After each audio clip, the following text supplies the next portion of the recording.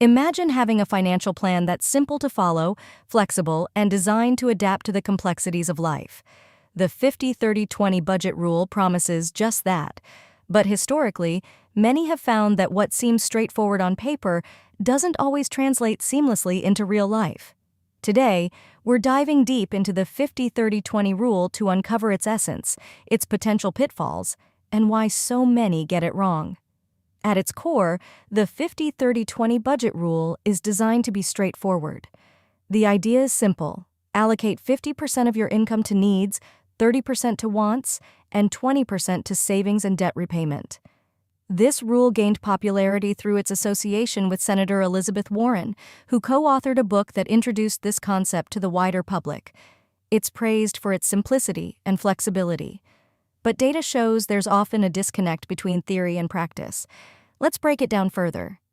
First, we have the 50% allocation to needs.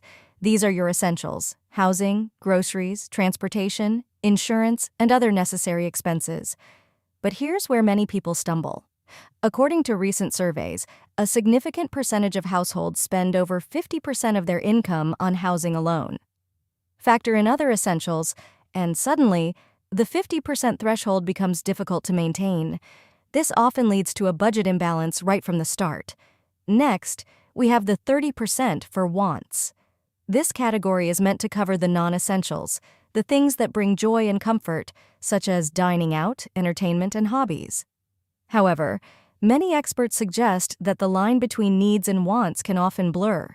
For instance, in a world where technology is integral to daily life, is that internet subscription truly a want? This ambiguity often leads people to overspend in this category, thinking they have more room than they actually do. Then, there's the 20% for savings and debt repayment. This portion of the budget might seem straightforward, but here's where many find themselves falling short. Historically, many households save significantly less than this recommendation.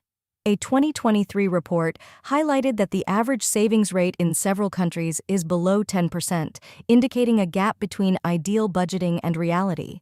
Furthermore, with rising living costs, prioritizing debt repayment becomes a challenge, causing people to dip into savings or even reduce their saving rate.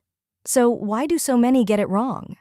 One reason is that while the 50-30-20 rule offers a guideline, it doesn't account for individual financial nuances. In high-cost living areas, maintaining the 50-30-20 split can be nearly impossible due to elevated housing and utility costs.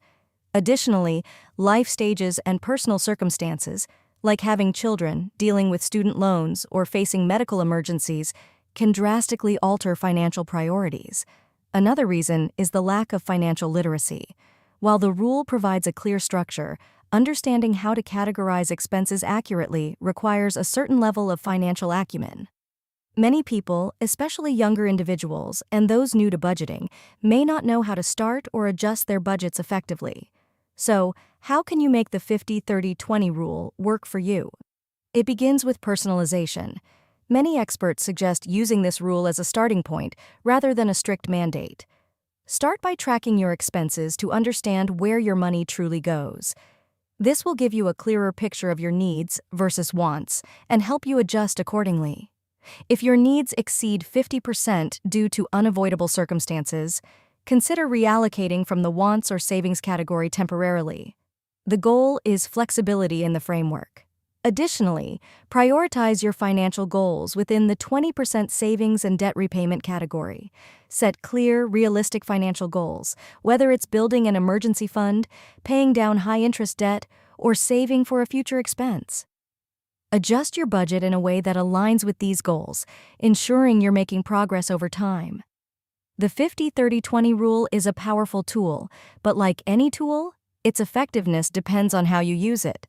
Remember, the best budget is the one you can stick to and adapt as your life and circumstances change. If you found this breakdown of the 50-30-20 budget rule helpful, make sure to subscribe to WealthWire for more insights into personal finance. Our goal is to empower you with knowledge and tools that simplify money management, helping you achieve financial confidence and success.